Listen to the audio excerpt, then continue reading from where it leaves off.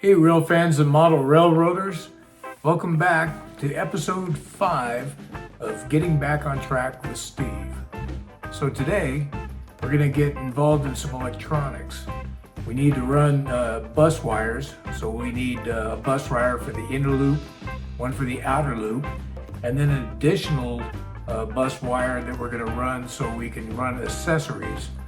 So why don't you come follow along and we'll get all the electrical wiring run in. So in order to do the electrical work, we're going to need some tools and we're going to need some supplies. So first we got to get together our tools. We're going to need our wire strippers, the crimper tool. Going to need to get some wire. So I'm using a 14 gauge wire for all of my runs on here for the bus wires. We're going to need some terminal blocks. So I've got the 10, 6 lug, and 4 lug blocks that we'll use in different locations. Going to need 2 micro switches. And these are for the swing bridge so that we can set the rail to shut off power so we don't accidentally run a train off the side of the lift bridge. All the wires, we're going to need some fork connectors on the ends to go into our terminal blocks. We'll need the female spade connectors, and those will go into our micro switches. We'll need a couple of suitcase connectors, and that'll help with our bus line for the accessories coming off the peninsula into the main run, working around. Last but not least, a handy dandy screwdriver.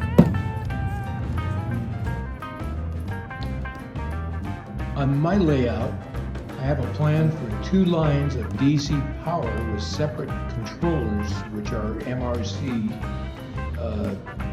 I have 1 power bus that'll be for accessories such as lights and signals.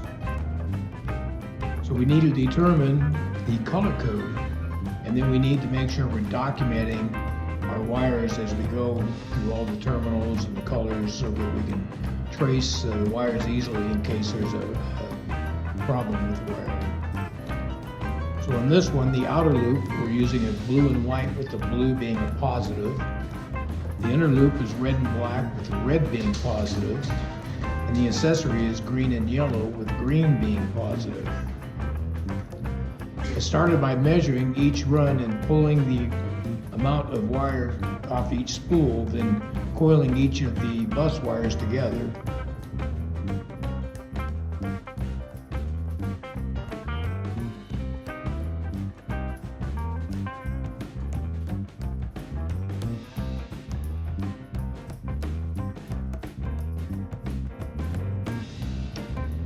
In the accessory run, I ran wire separately.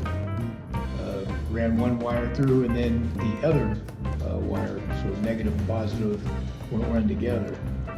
In hindsight, that was a necessary step and it made the process more complicated.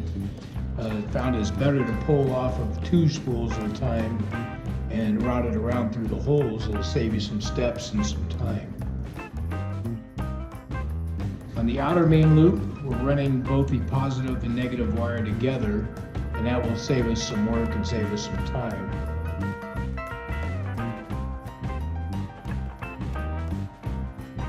As we come around the corner and we terminate down at the swing bridge. And we also have the second line for the outer loop, and it's going from the peninsula back towards the swing bridge the other direction. And terminated at the swing bridge.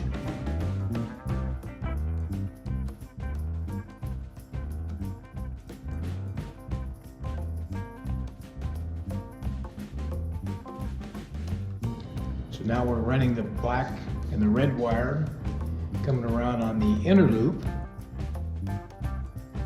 just the same as we did with the others, through the holes, pulling the line along, It hangs up here and there, but it's much better running two at once.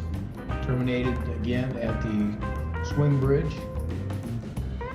Now we're going from the swing bridge, taking it back around to the peninsula.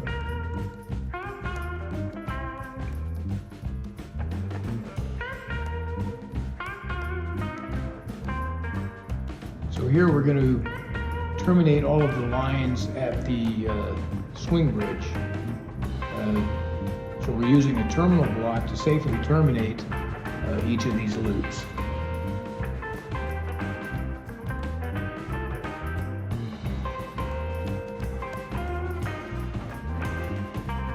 And now we're going to terminate on the other side of the swing bridge. And here we're going to connect the accessory bus wires and the negative wires from the inner loop and the outer loop all to a terminal block.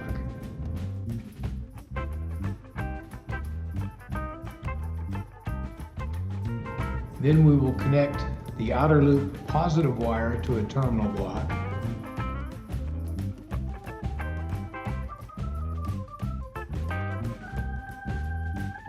And the positive inner loop wire to a terminal block. So each of these terminal blocks will provide connections to the micro switches, an isolated rail leading to the swing bridge, and the rails across the bridge. So here we're coming off the terminal block.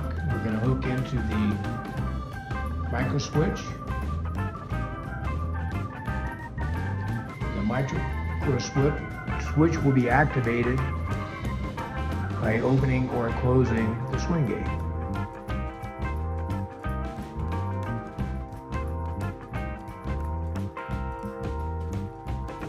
In our next video, we're going into more detail on how we build and wire the bridge.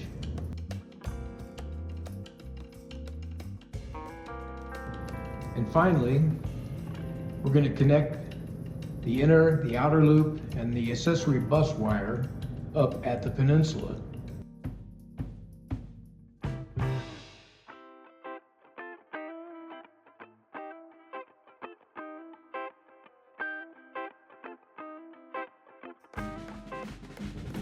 As you can see, with this many wires, it becomes pretty apparent how important it is to document what you're hooking up where and get them all tagged and numbered.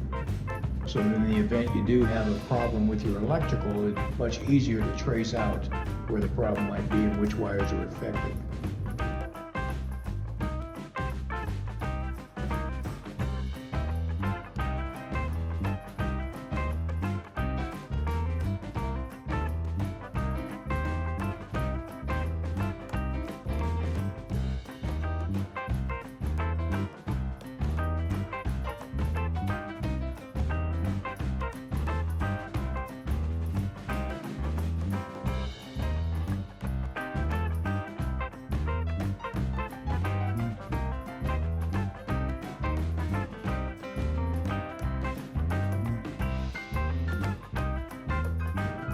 We just need to connect up the outer loop.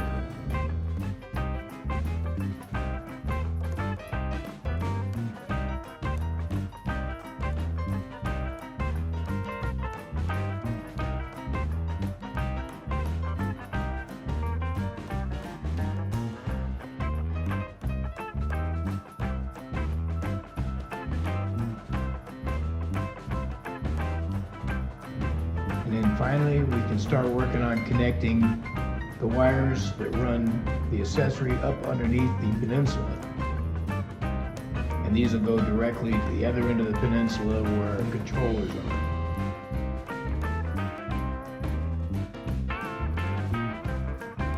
So there you have it. We managed to get an inner loop and an outer loop bus wire rolled, and we put our wiring in for the accessories as well, running down the center. So now we'll have power running through all around the perimeter and in the peninsula. We also wired in some micro switches that we'll be using to add power or cut power for our swing bridge. So we'll have another episode where I'm going to work on the swing bridge we'll go into more detail on how that'll work. So for all of you that have been following along and have watched my videos and gave me comments, I really appreciate it. So if you can, make sure to hit like and subscribe, and that way you'll be notified when episode 6 comes out. So in the meantime, thanks a lot. We'll see you all later.